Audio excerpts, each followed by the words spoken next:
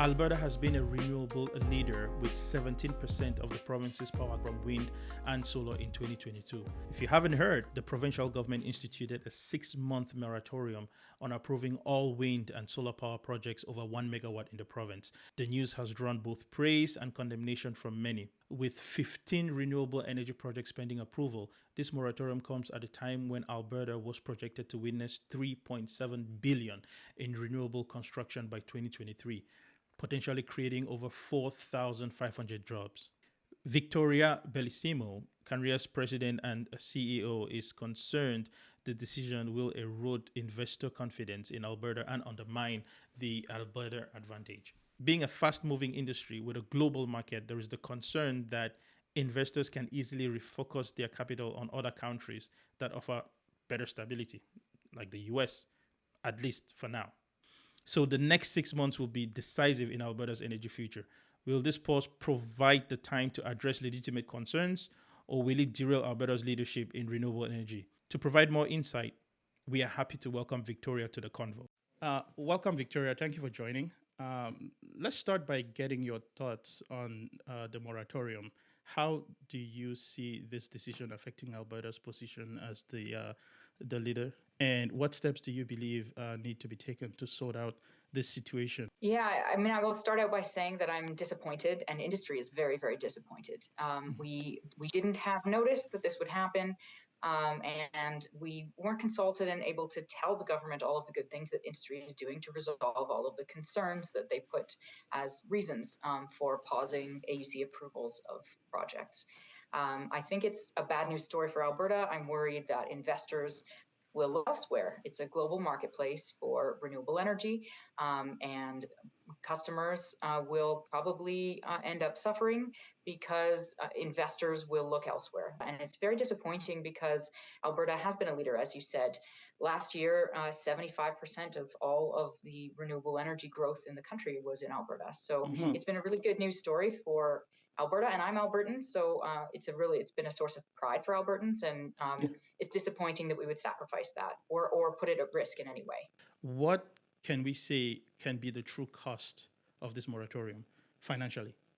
Yeah, so we don't know, and it will depend. If it's short-lived, hopefully the cost will be minimal, and hopefully we can go back to business as usual, leading the country in renewable energy growth.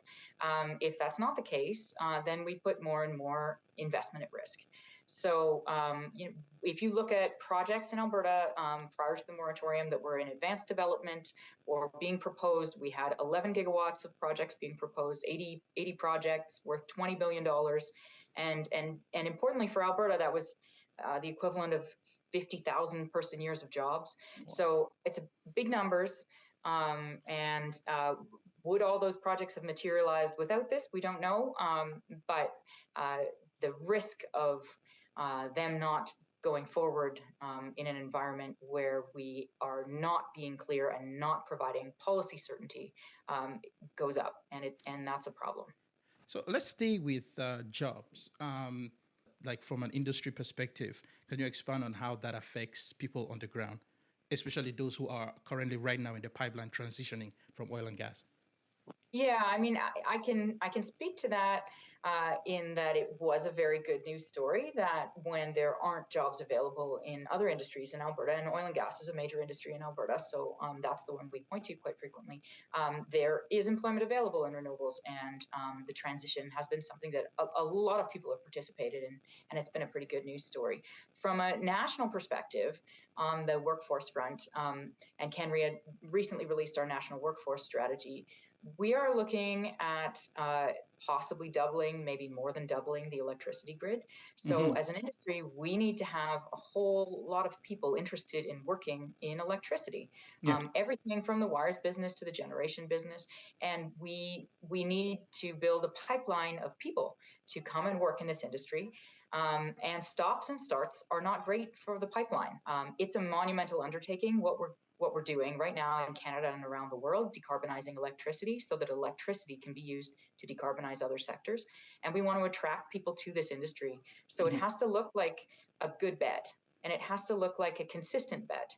and stops and starts and policy uncertainty and conflicting policies between different levels of government isn't helpful. Well, stops and starts.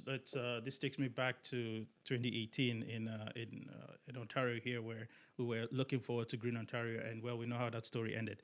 But let's talk a little bit about investor hesitation. Like, have you heard of anything? Has there been any noise yet for us to be aware of? I mean, there has been a lot of noise. There's been a lot of articles written. There have been a lot of interviews given, and companies are struggling with trying to decide what to do right now. Lots of entities have pipelines of projects that they were hoping to build in Alberta, and now they have to decide if it's worth sticking it out in Alberta or if they want to allocate their time, their resources, and their capital to other jurisdictions. And I would just say that there are 6 other jurisdictions across the country that are looking to build renewables right now. And it's not partisan. It's different jurisdictions run by different governments of different stripes, and that is because wind and solar are the most affordable new forms of generation, and grids want to have them on their system, and they bring low-cost electricity to customers. In addition to that, we're sitting next to the United States of America, and they have an Inflation Reduction Act, and it is drawing projects and drawing people and drawing capital. And we need to be able to compete. We had an advantage in Alberta because we have an open electricity market, and companies can come and build and compete in the market. And that's been something that renewables has been able to do because they're very, very affordable new sources of supply. And it's very unfortunate for Alberta consumers too, because customers are going to have to make decisions. They're going to have to say, do I hedge my power? Do I self-supply my power? Do I buy renewables through a corporate PPA because I have scope 2 emissions I have to manage? And any uncertainty adds risk to them as well. So what we've done is created a situation that's not good news for suppliers, not good news for consumers, and terrible news for investors. And I think we need to resolve it as fast as possible. In addition to that, the items that were brought up in the government's decision to make this moratorium are things that the industry is working really hard on. And neither the Alberta Utilities Commission nor the ISO in their letters to government actually specified that a moratorium was needed at all. So let's switch gears a little bit and talk about how this affects Canada's net zero goals. I mean, we have a lofty 2050 net zero goal to reach, and I see you smiling because the question is so reality. This is going to be 6 months where we just have this bottleneck. How does that impact the goal, Canada's goal at large?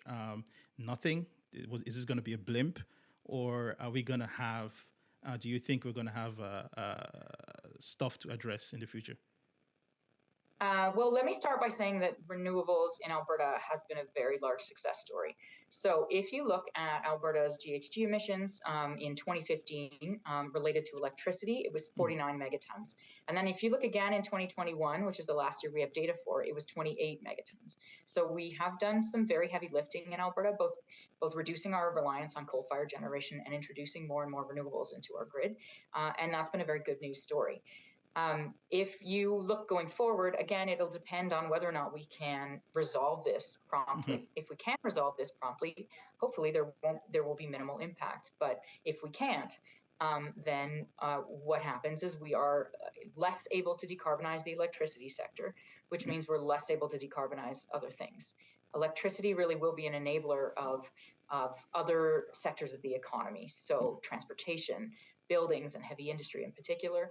If we can decarbonize electricity, we can figure out ways to use electricity to decarbonize those industries. So again, it's bad news right now. If we can turn it around, hopefully it won't be. In your opinion, what was the biggest motivator for this decision?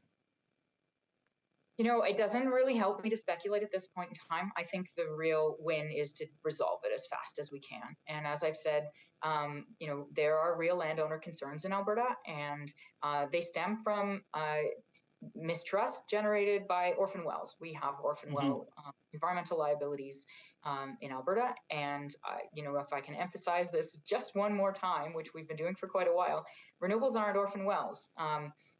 Renewables don't dry up. The wind will blow, the sun will shine, and you can repower at the end of life of sites. In addition to that, landowners really are in the driver's seat. They're able to sign contracts. No development happens without landowner sign off. All the development in Alberta for renewables is on private land, and reclamation clauses and bonding can be put into those agreements right now. What we're looking to do right now, according to this inquiry, will likely be a standardization of what is already happening already. We've surveyed our members, and reclamation bonding is a regular occurrence in contracts. Mhm. So industry is already solving these problems. This is just more of a situation where we're going to have an industry-wide discussion on what is happening and how to do better. And we can always do better as an industry, but it doesn't warrant saying no to potentially an enormous amount of investment in it. I mean, it's a weird scenario, but ETC should be fun this year.